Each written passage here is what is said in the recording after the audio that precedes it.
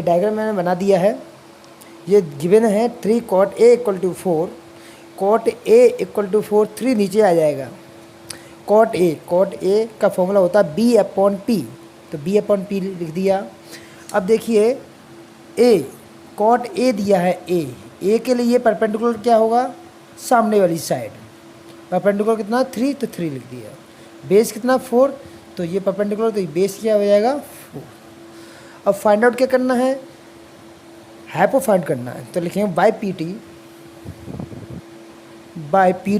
Pythagoras theorem. H का square equal to होगा base का स्क्वायर प्लस परपेंडिकुलर का स्क्वायर। एच हमें निकालना है, बेस कितना है, ये बेस है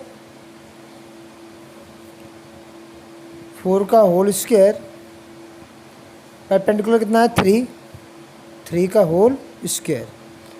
एच स्क्वायर इक्वल टू 4 4 या 16 हो जाएंगे, 4 इंटू 4 16 और 3 into 3 9। H square equal to कितना हो जाएगा 25, और एच इक्वल टू हो जाएगा रूट 25, और एच की वैल्यू कितनी आ जाएगी 5। प्रूफ करना है 1 minus 10 square theta 1 plus 10 square theta equal to cos square A minus sine square A. तो हमें चाहिए क्या, 10 की वैल्यू चाहिए, कॉस की चाहिए, साइन की चाहिए। तो वैल्यू निकालेंगे सबसे पहले हम 10a, जी ए के फॉर्म में है 10a, थीटा ए की दिया हुआ है थीटा। 10a की वैल्यू निकालना पड़ेगा, कॉस ए की वैल्यू निकालना है, साइन ए की वैल्यू फाइंड करना है। 10 क्या होता है फॉर्मूले के according, P upon B. Cos क्या होता है, B अपॉन एच, ये फॉर्मूला होता है। साइन का फॉर्मूला क्या होता है, P अपॉन एच। ये हमारी वैल्यू आ जाएंगी अब इजीली। 10a के सामने वाला परपेंडिकुलर होता है, ये आपका बेस होता है। तो परपेंडिकुलर कितना है 3 और बेस कितना है 4। कॉस ए सेम वही, सामने वाला परपेंडिकुलर होगा, बेस ये होगा, तो इसकी वैल्यू होगी b इक्वल टू कितना होगा, बेस इक्वल टू 4 हो जाएगा। हाइपोटेन्यूज हमने जो निकाल दिया कितना है 5 हो जाएगा। आगे परपेंडिकुलर ए के सामने परपेंडिकुलर क्या हुआ 3, हाइपोटेन्यूज कितना है 5। ये हमारी वैल्यू आ गई। इन वैल्यूओं को इसमें पुट कर देंगे और चेक करेंगे कि LHS इक्वल टू RHS है या नहीं। तो लिखेंगे 1 माइनस 10 की वैल्यू क्या है 3/4 का होल स्क्वायर अपॉन 1 प्लस 10 की वैल्यू क्या है 3/4 का whole square equal to cos की वैल्यू क्या है 4/5 का स्क्वायर लगा हुआ है तो स्क्वायर लगा देंगे स्क्वायर, माइनस साइन की वैल्यू क्या है 3/5 होल स्क्वायर की जगह होल स्क्वायर लगा दिया। अब देखिए 1 की जगह 1, 3 का स्क्वायर कितना हो जाएगा 9, 4 का स्क्वायर कितना हो जाएगा 16 अपॉन 1 की जगह 1 प्लस 3 3 जा 9, 4 4 जा 16 इक्वल टू 4 का स्क्वायर 16, 4 4 जा 16,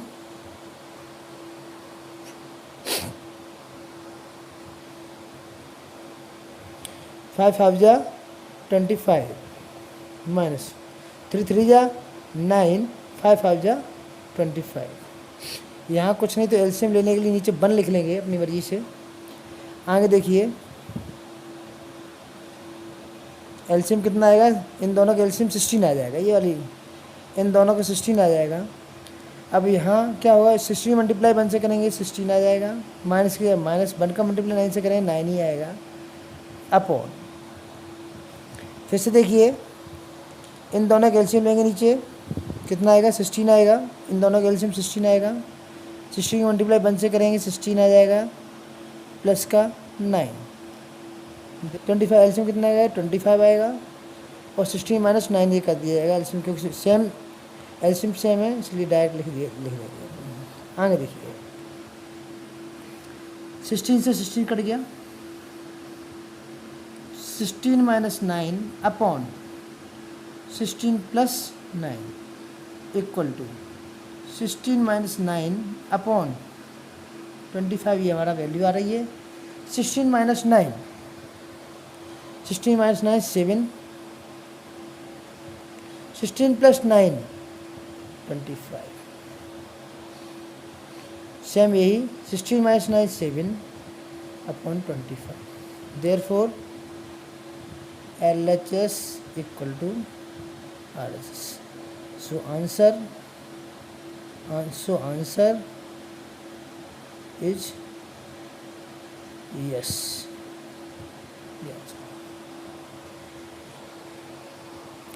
इसमें हमें ये प्रूफ करना था कि LHS इक्वल टू RHS है या नहीं। ओके,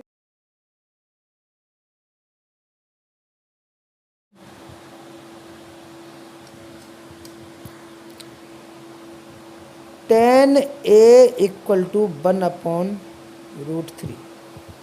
हम जानते हैं पंडित बद्री प्रसाद हर हर बोले, टेन का फॉर्मूला होता है P अपॉन B।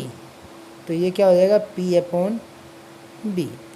ए के सामने वाला क्या होता है परपेंडिकुलर, तो परपेंडिकुलर वैल्यू क्या हो जाएगी 1, और बेस क्या है ये बेस हो जाएगा, इसकी वैल्यू क्या हो जाएगी √3। निकालना मुझे हाइपो ही निकालना है। तो देखिए लिखेंगे बाय पी टी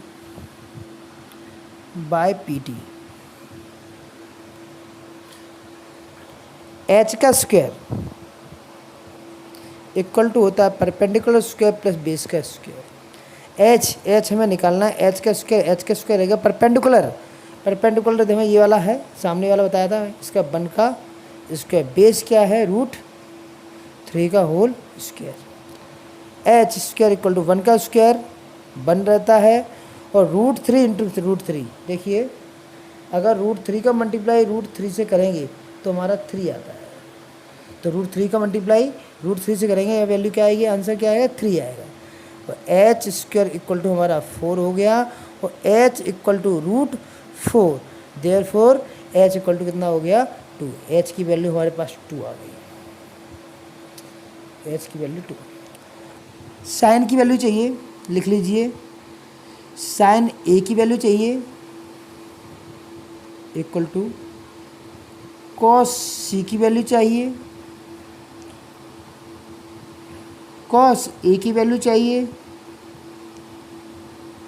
साइन सी की वैल्यू चाहिए। ये 4 वैल्यू चाहिए जो यहाँ पुट होंगी। तो सबसे पहले ये वैल्यू हम फाइंड आउट कर लें फॉर्मूले के अकॉर्डिंग। साइन ए का फॉर्मूला क्या होगा P अपॉन एच, कॉस का फॉर्मूला होगा B अपॉन एच,